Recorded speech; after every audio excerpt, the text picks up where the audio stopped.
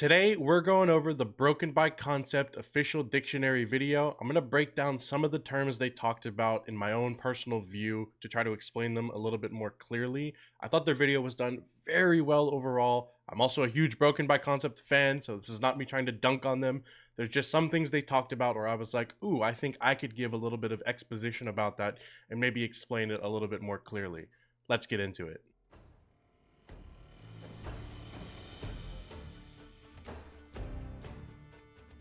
Alright, so the four terms are champion identity and reference points, champion mastery, win conditions, and micro and macro. Those last two I could explain in two separate points, micro and macro, but I want to break it down very simply. I'm going to talk about all these things. I'm also going to talk about some of the stuff that Curtis, Nathan, and Charlie talked about in their video. And like I said, I just want to give a little extra exposition about these and maybe explain my own personal view that might differ slightly from theirs. So, first, let's talk about champion identity and reference points. Champion's identity is the job in the game that champion has. This can shift based on the other champs in the game, how the game is going, and some champions can fulfill multiple roles. I think this was a point that they kind of missed out on explaining.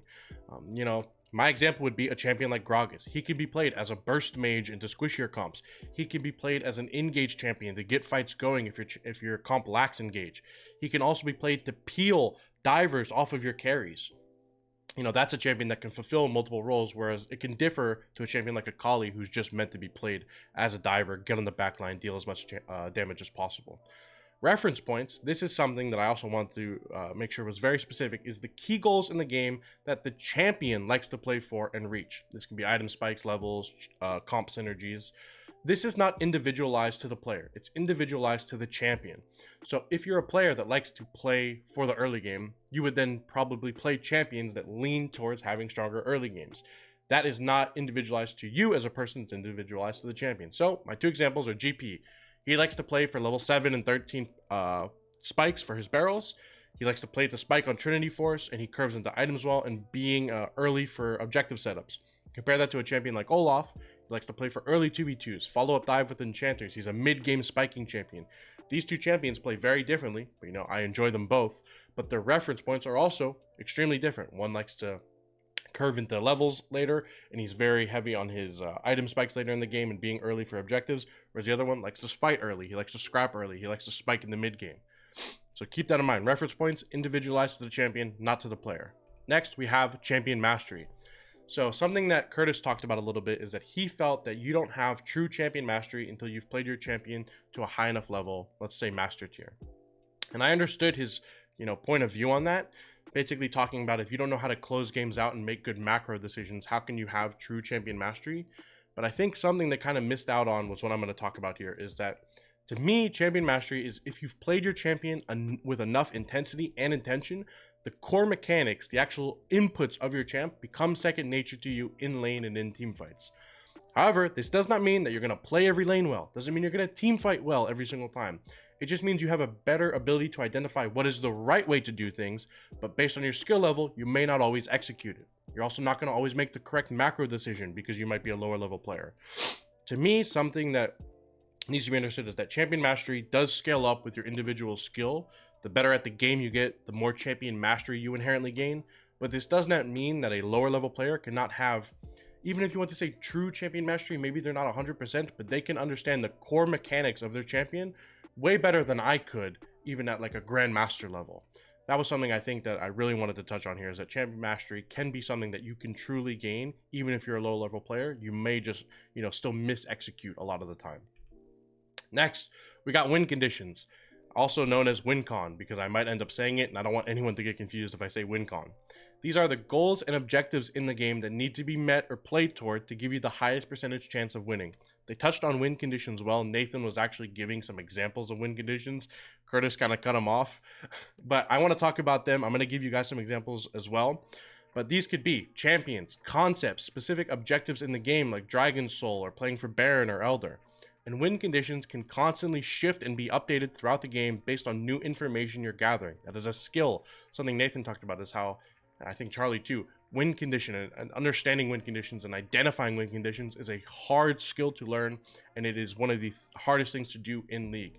I'm going to give you guys a couple examples so that hopefully you can understand how to identify your win conditions a little bit easier. All right, guys, so to understand win conditions, we're going to look at some team comps, and we're going to talk about, who's strong or weak in this specific game. I'm going to give you guys just kind of like a thought experiment example, and then we can come to a conclusion together. So let me grab my epic pen here. So let's say that these are the two comps, right? We have the blue side comp here, Renekton, Graves, Galio, Lucian, Nami. So if we just look at it kind of face value, they have Renekton, strong early game champion, Lucian, Nami, this is a strong early game combination. They have a jungler that likes to farm and a mid laner who's a pretty good scrapper team fighter later on. If we look at our comp is like a standard scaling comp, right? We have a tank in the front line, bruiser jungle, control mage mid, and then we have scaling double range bot lane, Jinx Lulu. So let's imagine a world where our Jinx Lulu in lane, let's say that this Jinx is 5-0 in lane, okay? And let's say that they take the enemy bot tower at 10 minutes in, okay? Enemy bot tower gone 10 minutes in. Jinx, even though we're a scaling teamfight comp, it becomes very clear to us early on that Jinx is our win condition. She's the champion that we're going to be playing toward and playing for in this game. We want to get her into the mid lane as quickly as possible because they don't have a control mage that can't clear waves against her that easily. They also don't have a lot of engage to pull on her. We want her to be constantly clearing mid waves, moving into sides to maybe try to break towers, try to play for grub, Rift Herald, drag, get Jinx all the gold we can, make sure we're moving her around the map properly, make sure we're always playing towards her. Jinx becomes our win condition of this game. All right, that first win condition is pretty self-explanatory. Let's look at maybe one a little bit more complicated. So let's look at these comps again. Imagine we're blue side here, okay? We're the Jax. We have Vi, Nautilus, two engaged champions. We have Xerath, Ezreal, two longer range poke champions. Enemy team has, one strong frontline champ, three pretty long range mid-game champion, and like an engage, bruiser scrappy jungler. Let's imagine a world where we have 3 dragons on blue side, right? So this team has 3 dragons and it's a Hextech soul, okay? So it's Hextech soul. Then we're the Jax, okay? So this is us, we're Jax. Let's say that we are 4-0 in this game. And we're strong enough in the side lane to 1v2 both Sion and Lee Sin. However, our Xerath and Ezreal, let's just say that they're even in the game with their counterparts, Syndra and Jhin. But it's Hextech Soul, drag spawning in a minute and a half. Even though we're playing Jax and we are strong enough in the side lane to split push and to 1v2, if we want to think about what a win con is, and it's about making the highest percentage decision to win the game, it would be better to be early to the next dragon, to be a frontliner for our Xerath and our Ezreal with our Vi and Nautilus looking for picks, looking for engage onto their, immobile backline. It'd be better to be there early because the Drag Soul is our win con. It, scales well with Xerath, with Ezreal. It's hyper valuable for them to have, even though it may not do a ton for us in the side lane. That dragon being the highest percentage win con for our team is what we want to play for. So this is where win conditions can get a little, maybe blurry for people. Is like, I'm a Jax, I'm strong in the side lane, I want to be there, I want to be split pushing. Yes, but think about what is the highest percentage chance of us winning. That is what a win condition is. In this case, it would be playing for the Hex Soul, playing to be a frontline champ for our Xerath Ezreal early at the drag setup. And we just got one more to talk about, guys, and that is micro and macro. Again, I think they did a pretty good job explaining micro and macro. They went into a pretty decent amount of detail. I want to break it down extremely simple for you guys. Micro is every decision that revolves around the execution of your champion when interacting with another champion. This is clicking in lane, skill shot usage, dodging, skirmish ability. It is the actual inputs of your champ on the mouse and keyboard when interacting with another one. Macro to me is every decision that revolves around the information gathered from all the champions in the game to try to make the highest percentage decision toward winning the game or our win con.